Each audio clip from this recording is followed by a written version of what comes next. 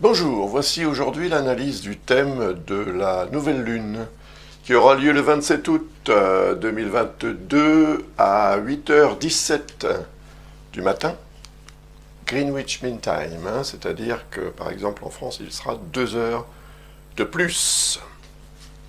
Voici cette carte du ciel avec la nouvelle lune ici qui est évidemment signifiée par cette conjonction soleil-lune. Et là, on a d'autres dates et heures que j'ai indiquées qui correspondent à l'évolution de la Lune autour du zodiaque et voilà, certaines configurations importantes qu'elle va produire et qui peuvent déclencher des phénomènes divers que j'expliquerai au fur et à mesure. Alors, d'abord, évidemment, cette nouvelle lune se produit dans le signe de la Vierge, ici, à 4 degrés, quelques minutes d'arc du signe de la Vierge. On voit qu'elle produit une opposition avec Vesta. C'est une fausse opposition, cela dit, mais bon, elle peut avoir une influence. Et on a surtout, ça c'est le plus important, une dissonance avec Mars, qui est là. Alors Mars peut avoir un effet déclencheur aussi bien que la Lune, mais différemment, parce que c'est un astre quand même plus lent. Et Mars va séjourner 7 mois et quelques jours dans le signe des Gémeaux. Donc son énergie sera puissante en ce qui concerne la symbolique du signe des Gémeaux, qui représente en astrologie la communication, les rapports d'intelligence avec les autres, les outils de communication, les déplacements, les rencontres, les interactions avec le monde qui nous entoure. Tout cela est représenté par le signe des Gémeaux. Alors, il est probable que le transit de Mars ait une forte influence sur l'énergie de communication de tout un chacun, avec parfois des dérapages, bien évidemment. Donc ça peut donner naissance à des tensions, voire à des conflits, ou même à des ruptures de liens dans différentes situations et pour certaines personnes plus que d'autres. Je pense que les natifs des Gémeaux seront concernés par ce transit de Mars, bien évidemment, parce que ça va les rendre beaucoup plus intenses aussi, eux. Et il aura évidemment une influence sur les natifs de la Vierge au moment de cette nouvelle lune plus particulièrement, et tant que la lune sera dans le signe de la Vierge, il y aura cet effet de discorde entre la Lune et Mars. Sachant que la Lune représente les émotions de tout un chacun et la manière de les exprimer, elle sera influencée beaucoup par cette dissonance de Mars. Donc il peut y avoir effectivement des tensions. Il peut y avoir aussi une tendance à faire preuve d'un émotionnel qui entraînerait beaucoup trop de réactivité. Cette réactivité peut être physique, donc cela peut produire aussi des troubles physiologiques, et également évidemment psychologiques, c'est-à-dire dans le sens où Mars peut produire des colères, des débordements, des moments forts au cours desquels il y aura difficulté de gérer les émotions pour qu'elles ne soient pas ou qu'elles ne deviennent pas en fait une source de motivation à des réactions qu'on pourrait regretter ensuite, parce que Mars représente aussi ce côté réactif qu'on peut avoir parfois. Il y a donc cette opposition avec Vesta. C'est un faux aspect dans le sens où Vesta n'est pas dans un signe qui est opposé au signe de la Vierge, mais en Verseau. Il faudrait qu'elle soit en Poisson pour qu'il y ait une véritable opposition. Mais l'influence est quand même là, et cette influence, elle est reliée à la notion de déséquilibre ou d'équilibre. Et quand il y a une opposition, ça veut dire qu'il y a un tiraillement. Et si l'émotionnel est évidemment exacerbé par l'énergie de Mars et qu'il devient une source de réaction intense, voire agressive, il faut bien le dire, en tous les cas impulsive, cela aura un effet sur l'équilibre des choses, sur l'équilibre relationnel, sur l'harmonie aussi dans les rapports avec ceux qui nous entourent. Il faudra faire preuve de vigilance ce jour-là, plus particulièrement, hein, donc le 27 août, et le 28 aussi, bien sûr, puisque la Lune continuera son périple dans le signe de la Vierge jusqu'à ce qu'elle atteigne Mercure ici, le 29 août à 16h11. Et ça va se produire à 1,18 degré du signe de la Balance. Ça va changer les choses d'ailleurs, ce lien avec Mercure. Parce que comme on le voit dans cette carte, Mercure est en harmonie avec Pluton, c'est un faux aspect également. Parce que pour qu'il y ait vraiment ce qu'on appelle un trigone, il faudrait que Pluton soit en Verseau. Il est à la fin du signe du Capricorne, le nombre de degrés requis pour accepter un trigone est tout à fait correct. Mais c'est un faux aspect. Et le faux aspect, mais en fait, c'est un aspect caché aussi, comme on l'appelle en astrologie. Donc il représente quelque chose qu'il faut aller chercher. Voilà, c'est un jeu de cache-cache avec entre Pluton et Mercure. Mercure, c'est la manière de communiquer, c'est le mental de chacun, de tout un chacun, et les besoins qu'on peut avoir d'exprimer certaines choses, de communiquer certaines choses, de partager certaines choses. C'est vrai que Pluton agit de façon très favorable quand il est dans cette situation, parce que il augmente la capacité, je dirais la perspicacité et la profondeur de jugement aussi. Donc ça peut être très utile. Si vous avez des démarches à faire, une démarche importante plus particulièrement, qui pourrait être reliée à ce que Pluton représente, c'est-à-dire une forme de remise en question, et les conséquences de cette remise en question pourraient vous sembler tout à fait favorables, mais sans que vous en soyez particulièrement ou complètement sûr. Pas complètement sûr parce qu'il s'agit d'un aspect caché. Et ça veut dire qu'il va falloir que vous alliez chercher quand même quelque chose pour que la façon dont vous allez vous comporter et communiquer à propos de ce que vous voulez remettre en question, transformer, régénérer, soit évidemment acceptable et que ça donne un résultat positif, concret.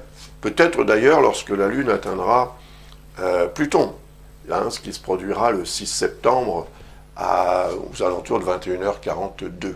Non, à 21h42, mais l'influence aura lieu évidemment un peu avant, un peu après. Ensuite, on voit que Mercure est en harmonie avec Mars. Et là, il ne s'agit pas du tout d'un aspect caché.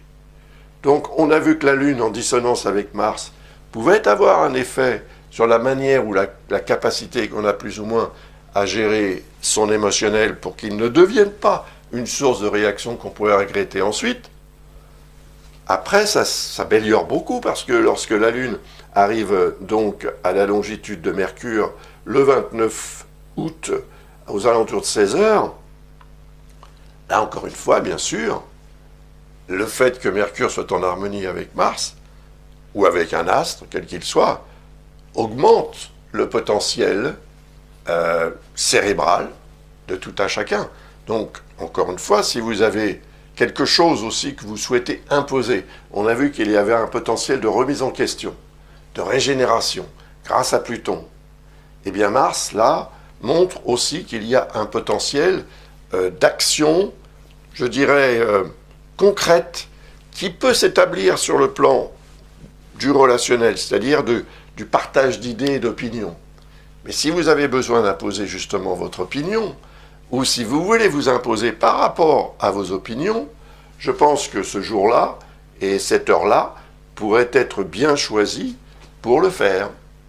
Alors évidemment, c'est en fonction de votre vie, de votre situation, mais si vous avez vraiment quelque chose à dire d'important, et qu'il faut le dire avec fermeté, mais dans le souci quand même, puisque lorsqu'il y a un lien bénéfique, comme on dit, entre Mercure et Mars, je dirais que la capacité de préserver l'harmonie autant que possible est accrue. Ça veut dire que vous ferez probablement preuve aussi de diplomatie, mais en même temps de fermeté. Voilà, vous direz, c'est comme ça, je vous adore, mais c'est comme ça. Voilà, et ça fait passer la pilule, le fait de dire, je vous adore. Mais on a quand même deux oppositions, une fausse et une vraie. Pouvez-vous voir la fausse et la vraie? La fausse opposition serait représentée par un astre qui n'est pas dans un signe opposé à l'astre de référence. L'astre de référence, c'est Mercure, et la Lune, bien sûr. Mercure est effectivement opposé à Jupiter, parce que Jupiter est en Bélier, et que le Bélier est un signe opposé à la Balance. Mais pas Neptune. Neptune est en Poisson, et le signe des Poissons n'est pas opposé au signe de la Balance. Donc on a la fausse opposition ici entre Mercure et Neptune, et une vraie entre Mercure et Jupiter. Jupiter va exalter, augmenter le besoin justement de communiquer. Peut-être un petit peu trop, avec trop d'emphase, peut-être trop d'optimisme, trop d'opportunisme aussi.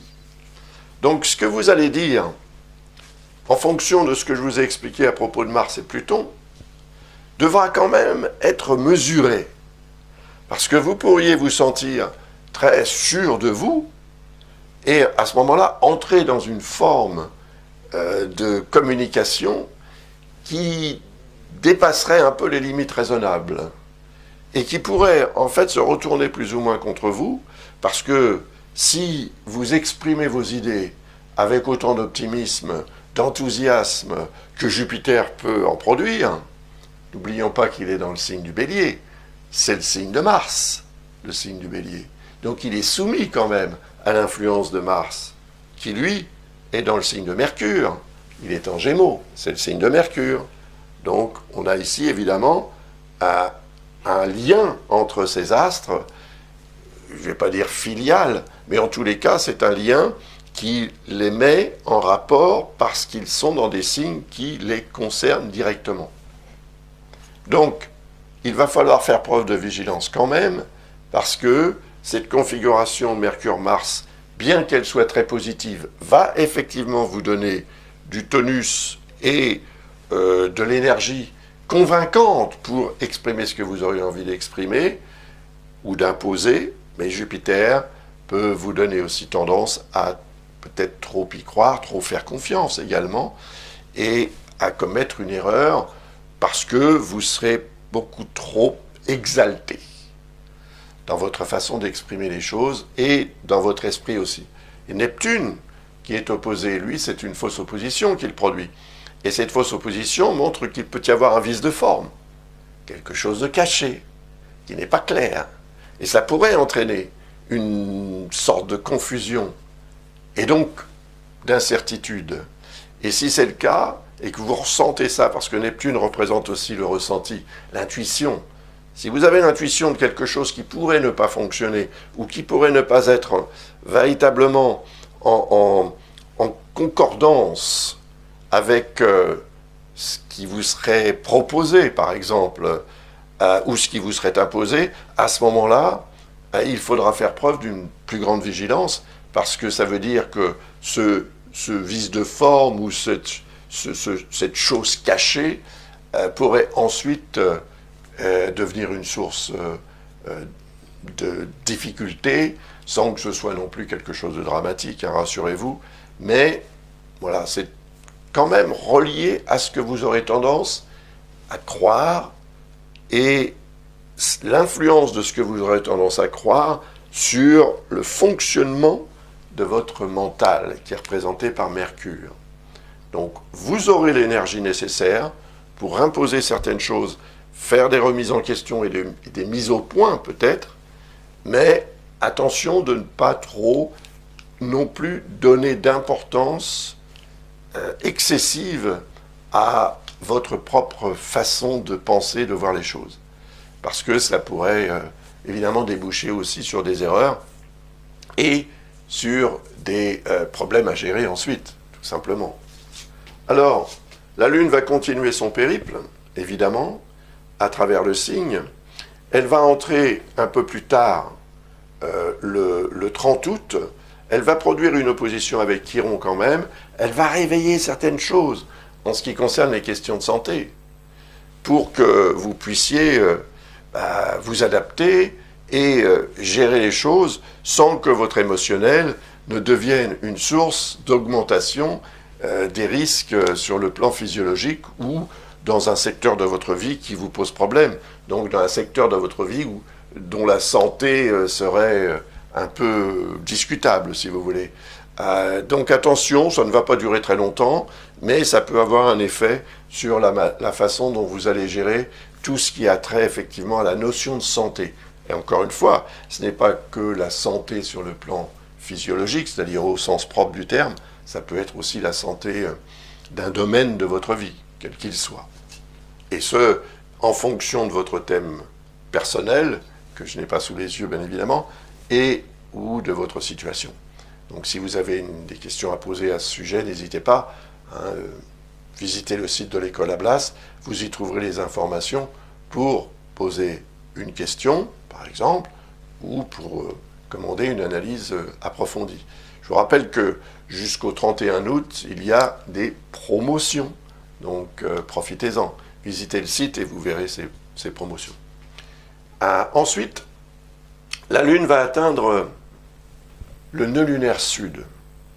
Il est important ce nœud lunaire sud, ça va se produire le 1er septembre à 22h45. Ça c'est toujours l'heure Greenwich bien sûr, par exemple, donc pour la France, on sera déjà le 2 septembre là-bas. Alors ensuite, ça va produire une opposition avec le nœud lunaire nord, bien évidemment, et avec Uranus. Là on est dans une logique de changement. Il y a quelque chose qui peut-être doit changer. Il y a peut-être quelque chose que vous voulez changer. Je dirais peut-être que c'est plus ça d'ailleurs. Dans le sens où le nœud lunaire nord, qui est en face le nœud lunaire sud, représente ce que l'on souhaite, ce vers quoi on veut aller. Et ce vers quoi on veut aller, j'en ai déjà parlé plusieurs fois, parce que ça fait un moment que ça dure, c'est le changement, c'est Uranus. On veut aller vers l'avenir, de toute façon on y va. Qu'on le veuille ou non, l'avenir nous attend.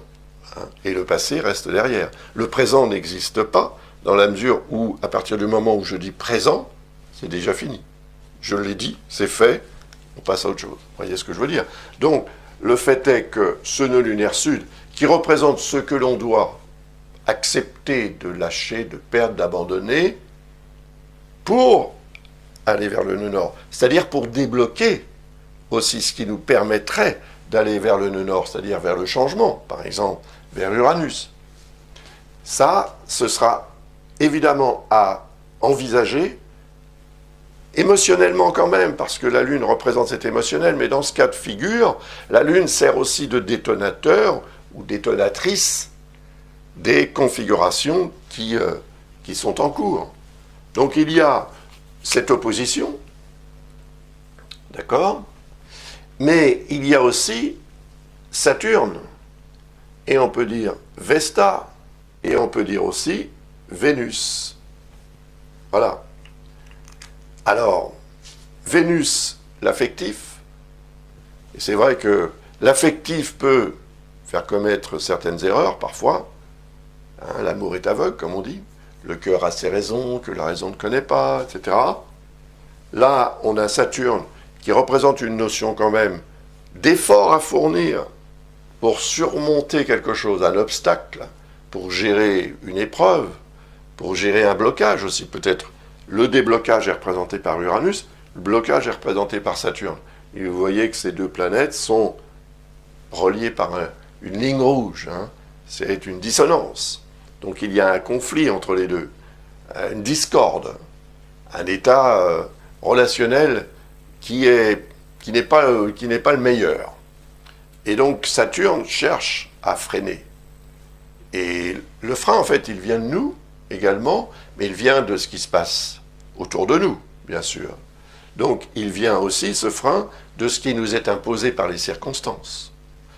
Lorsque la Lune va arriver aux alentours du nœud lunaire sud, elle va évidemment donner beaucoup plus d'importance à ce que finalement, soit on est obligé d'abandonner, de laisser derrière pour aller vers ce nœud nord qui nous attend, bien qu'on ne veuille pas. Vous savez, parfois on veut changer les choses, mais on veut garder ce qu'on a. On ne peut pas. Donc il y a nécessité effectivement de faire un effort, une espèce de sacrifice, si on veut. pour alléger le véhicule existentiel de manière à ce qu'il puisse aller vers ce nœud nord, donc vers Uranus. Sinon, on reste bloqué par Saturne. Et si on se laisse bloquer par Saturne ce jour-là, 1er septembre ou le 2 septembre, eh bien, lorsque la Lune va arriver à la longitude de Saturne, on va s'apercevoir qu'on aurait peut-être dû faire un effort supplémentaire pour surmonter l'obstacle. Donc, quelle va être votre décision? Votre décision, elle vous appartient, mais elle fait aussi évidemment écho à la situation dans laquelle vous êtes, et elle est aussi évidemment reliée à l'ensemble de votre thème astral qui va déterminer la véritable, on va dire, influence de cette configuration dans votre vie personnelle. Cela dit, cette configuration nous concerne tous, et si elle nous concerne tous, ça veut dire qu'elle concerne un contexte social, un contexte familial, mais certainement un contexte social, qui a une influence ou une incidence dans la vie de tout un chacun. Et évidemment, nous allons tous, individuellement, gérer ces blocages et ce dialogue de sourds, on peut presque dire, entre Saturne et Uranus. Saturne qui veut que tout reste comme avant et qu'on n'avance pas, qu'on ne bouge pas, alors qu'Uranus, lui, c'est le réformateur. Donc il voudrait tout changer. Mais seulement voilà, ça n'est pas si simple que ça. Et c'est ce manque de simplicité qui peut devenir là un poids à gérer.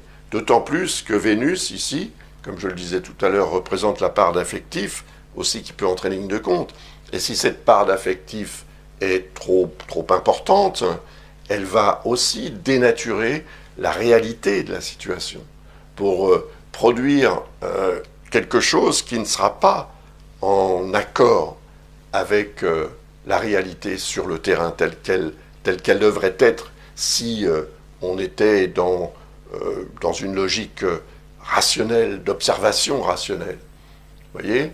Donc il y aura vraiment ce jour-là, le 1er septembre ou le 2 septembre, un effort à faire pour éviter de se laisser happer en fait par une espèce de contradiction telle qu'on pourrait se sentir prisonnier d'une réalité que l'on ne pourrait plus contrôler et qui deviendrait une source d'énervement pour certains, Uranus, pour d'autres d'abattement, Saturne, pour d'autres encore de déstabilisation, Vesta, et pour d'autres de chagrin d'amour, Vénus. Et là, évidemment, ça va s'exprimer différemment selon le thème de chacun et la situation de chacun, encore une fois, bien sûr. Et puis, la Lune va continuer son périple. Vous voyez, ici, j'ai noté le 3 septembre, 12h23, heure Greenwich, à 7 degrés 54. Pourquoi 7 degrés 54 ? Parce que ce jour-là, en fait, la Lune sera exactement opposée à Mars. Alors là, ce n'est pas le cas, puisque vous avez Mars ici à 4 degrés. Mais le 3 septembre, il sera à 7 degrés 54. Et ce que je viens de vous dire, à propos de cette configuration-là, cette espèce d'enfermement, vous voyez, c'est un grand carré, on appelle ça un grand carré en croix.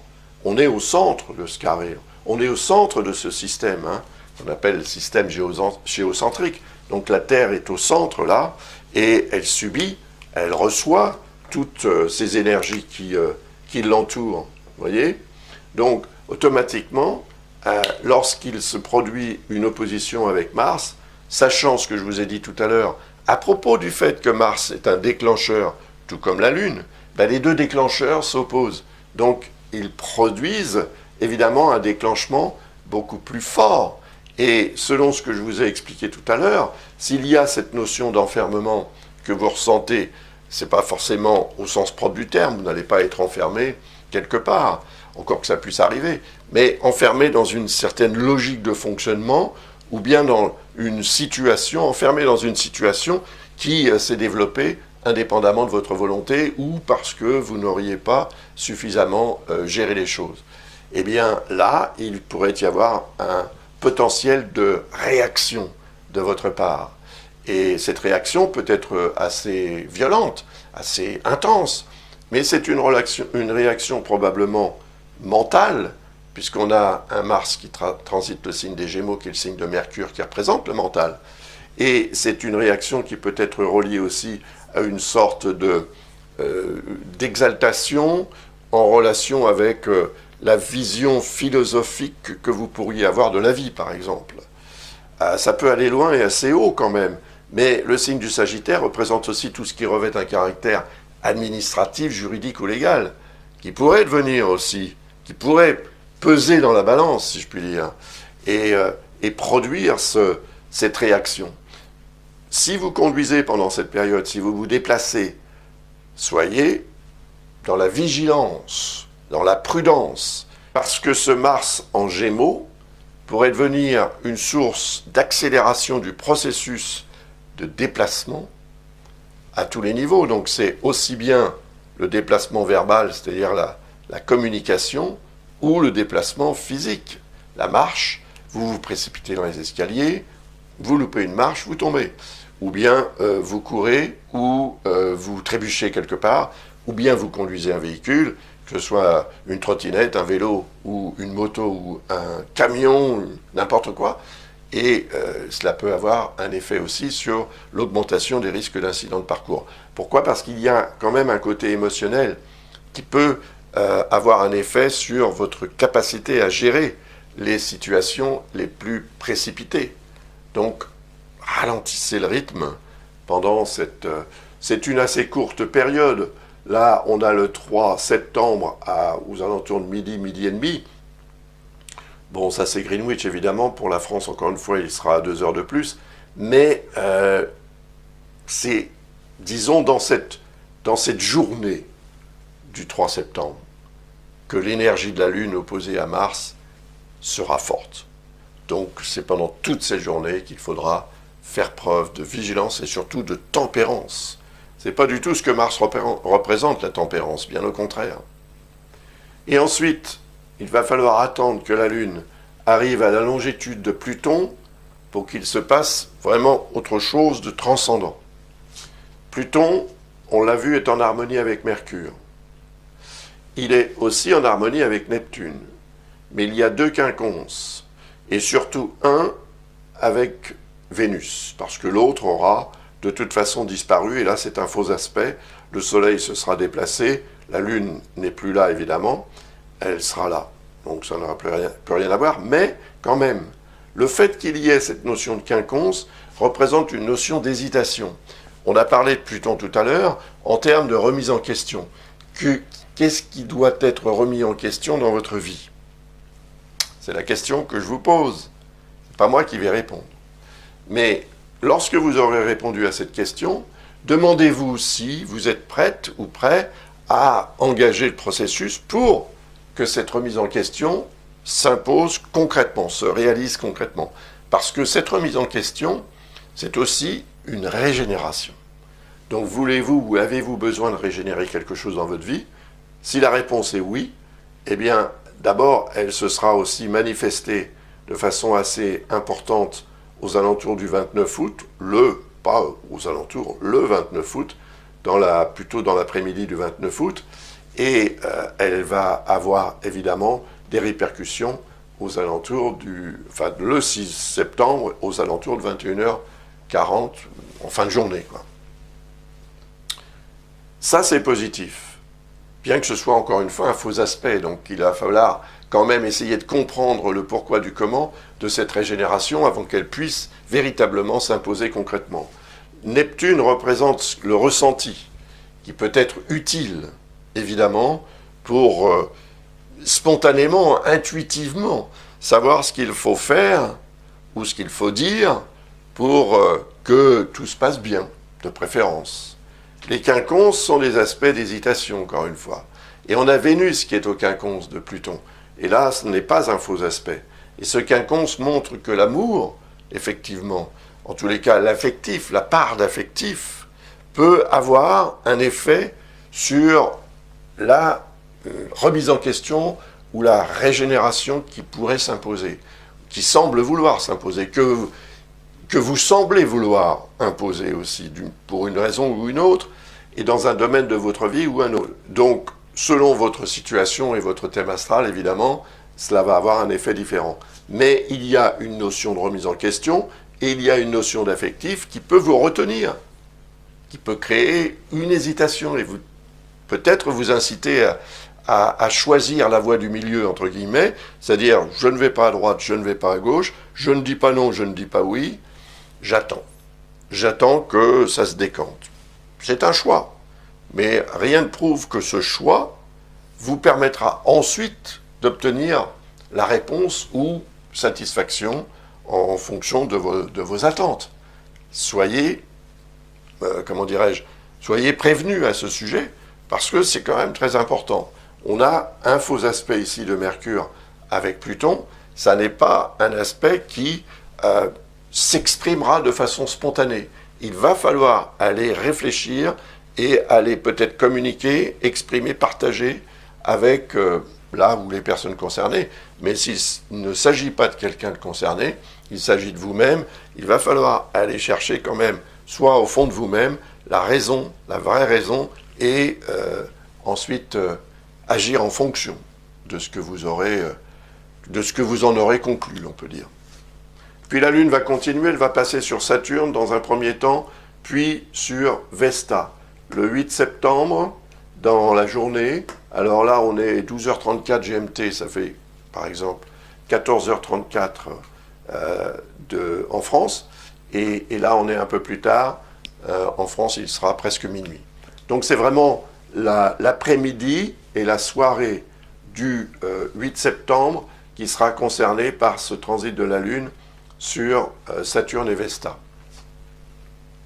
Donc là, on a cette dissonance avec le nœud lunaire sud. On a la dissonance avec Uranus et le nœud lunaire nord. On a l'opposition avec Vénus et moindre degré quand même. Ça, je ne vais pas en tenir compte du tout parce que le Soleil aura évolué un petit peu et ça ne sera même plus un faux aspect, ça ne sera plus rien. Donc, par contre, Vénus, on peut la garder et dire évidemment que ce transit sur Saturne et sur Vesta va confirmer ce qui a été expliqué à propos du transit de la Lune sur le nœud lunaire sud. Confirmer dans un sens ou dans l'autre. Et cela va énormément dépendre, bien sûr, de ce que vous aurez fait le 1er septembre. Lorsque la Lune va atteindre le nœud sud, vous savez très bien que cela va déclencher un processus. Si vous avez bien géré ce processus et que vous avez fait l'effort nécessaire de surmonter Saturne, un obstacle, faire preuve de patience, attendre votre tour, être dans la perspicacité là, et également dans la résilience, dans la résistance, et faire les efforts nécessaires en fait, pour aussi préserver l'harmonie représentée par Vesta et éviter des tensions représentées par Mars quand même aussi, éviter également une énergie uranienne qui pourrait provoquer des changements intempestifs, inattendus, et qui pourraient être évidemment très déstabilisants. Et ça peut être relié aussi, indépendamment de votre vie personnelle et de ce qui s'y passe, ça peut être relié au climat, à la météo. Bien sûr, tous ces astres ont une influence sur la stabilité du climat sur Terre, c'est sûr. Donc, moment fort, très fort ici, parce que, en fait, c'est un moment qui découle de celui-ci, qui découle même, je dirais, du jour de la nouvelle lune, parce qu'on a cette fausse opposition, le jour de la nouvelle lune, tout au moins avec Vesta. C'est beaucoup plus faible avec Saturne, mais avec Vesta, elle est assez forte. Donc, à partir surtout de ce jour-là, du 1er septembre, la façon dont vous allez gérer ce qui, dans votre vie, vous semble être une source d'emprisonnement, c'est un peu ça, en tous les cas de blocage et d'énervement aussi à la clé, peut devenir, quelques jours plus tard, donc ici on est le 8 septembre, une source de réaction en fait désordonnée. Tout va dépendre de la façon dont vous aurez géré le premier transit de la Lune sur le nœud lunaire sud. Tout va dépendre de ça. Et donc, finalement, le 8 septembre, vous aurez à constater les résultats ou les répercussions, les conséquences de ce qui se sera produit le 1er septembre et de la manière dont vous aurez géré la situation ou les situations. Et puis évidemment, la Lune va se produire à l'opposé du Soleil qui aura évolué légèrement. Vous voyez ici à 17 degrés 41, le 10 septembre à 9h59 Greenwich, eh bien, se produira la pleine lune. Pour ça, je l'ai dessiné en jaune comme ça, c'est très joli. Et évidemment, j'analyserai ce thème, le moment venu, c'est-à-dire probablement le jour de la nouvelle lune, aux alentours du 27 août, je me mettrai au travail pour analyser le thème de la pleine lune qui aura lieu donc encore une fois le 10 septembre. Nous sommes aujourd'hui le 13 août et je vous souhaite une très belle période jusqu'à cette nouvelle lune et ensuite bien sûr une bonne gestion des énergies qui vont se produire et se développer au fil des jours autour du zodiaque en rapport avec cette énergie lunaire qui est quand même très puissante finalement. Je vous rappelle quand même que certains de mes ouvrages, le livre de cours par exemple, donne accès à 16 vidéos de soutien qui permettent de mieux comprendre et de mieux apprendre l'astrologie, si c'est ce qui vous intéresse. Ensuite, il y a aussi 2 livres, le livre sur les transits, le livre sur l'astrologie karmique, qui vous donne accès aussi, si vous l'achetez, à une réponse gratuite à une question de votre choix. Et puis il y a le séminaire, le webinaire plutôt, puisque c'est un séminaire en ligne, animé par Lucas, le 24 septembre, qui aura trait justement à l'astrologie pour ceux qui veulent s'initier à cet art. Et il vous expliquera tout ce qu'il y a à savoir pour pouvoir utiliser cet outil le mieux possible. Je vous remercie de votre attention encore une fois et je vous dis à très bientôt pour une autre vidéo sur cette chaîne. Au revoir.